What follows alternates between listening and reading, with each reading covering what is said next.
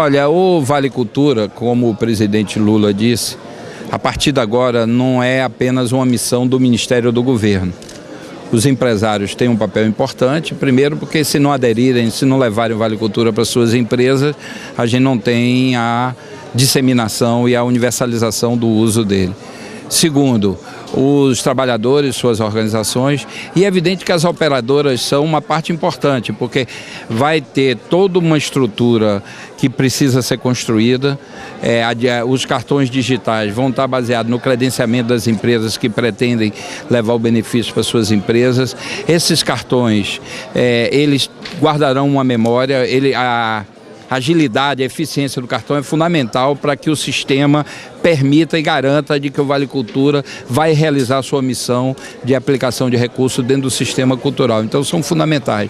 E nessa fase agora, a missão mais importante é ajudar a afirmar o Vale Cultura como um instrumento novo, importante, que ao financiar o consumo cultural abre uma porta importante. Qual é a saída que tem para um operador pequeno estar credenciado no Ministério? Olha, eu não entendo muito dessa atividade econômica específica. Sei que no início teve muito problema, havia quase uma emissão de moeda paralela através do mecanismo. O governo regulou antes no governo anterior, aí avançou, conseguiu generalizar o ticket refeição como um instrumento importante.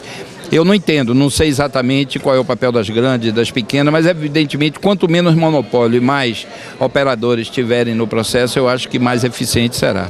Tem uma coisa então importante, no sistema de refeição convênio, existiam há 10 anos atrás 92 operadores. Sim. O mercado se consolidou, hoje tem 4, 5 players que concentraram toda a economia de ticket restaurante e ticket alimentação do mercado. As empresas foram sendo compradas, a própria empresa que eu trabalhei, que criou o ArtCheck em 95, foi comprada, tá certo? Então, existe já pensado algum mecanismo para que esse mercado, ao invés de ser de cara consolidado, ele ser aberto? A grande contribuição de vocês, nos transmitir para nós a experiência de vocês e nos vacinar contra qualquer possibilidade de monopolização, de expulsar do mercado operadoras que possam vir a contribuir para a ampliação do mercado. Então nós não temos essa experiência, é importante que são outras áreas do governo que lidaram com essa experiência anterior do ticket de refeição. Então, eu acho que seria bom a gente conversar para eu entender um pouco o que significa isso que você está dizendo. Eu vi também numa entrevista que você deu recentemente com relação à contratação de novos pareceristas, tá?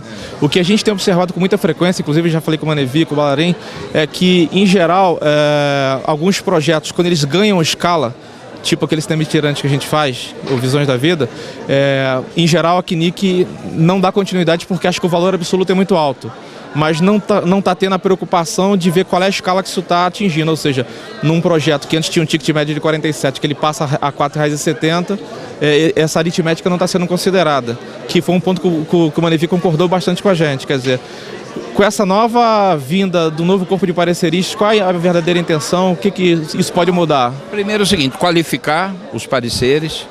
Esses pareceristas serão escolhidos no âmbito de especialistas, estudiosos das áreas culturais que o Ministério inevitavelmente se relaciona, são praticamente todas. Nós vamos fazer junto com a CAPES, com as universidades. Então nós vamos ter aí um banco de pareceristas bastante diversificado e qualificado. E o primeiro objetivo é isso, qualificar o parecer. Segundo, diversificar a possibilidade de ter uma relação positiva com as singularidades culturais brasileiras.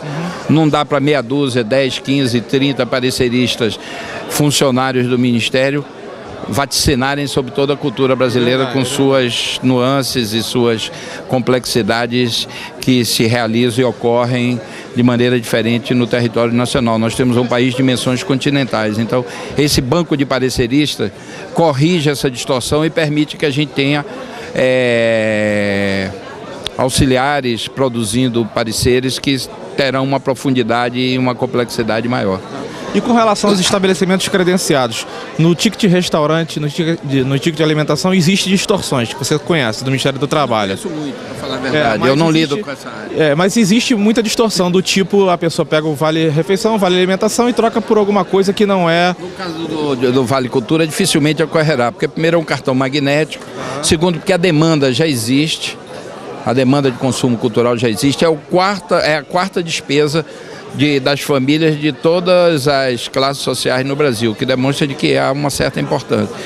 Agora, um Delta X, de alguma maneira, poderá ser feito, mas todo o sistema, empresas operadoras, as empresas que beneficiarão os seus funcionários estão credenciadas junto às operadoras e vice-versa.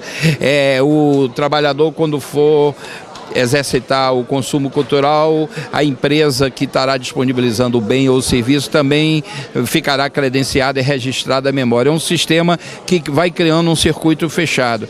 Qualquer evasão disso, no sentido de usar como uma moeda para outros fins, tende a ser mínima. Eu tendo a achar que é mínima. E com relação aos critérios de credenciamento dos estabelecimentos? Porque da mesma maneira como acontece com a Carrefour...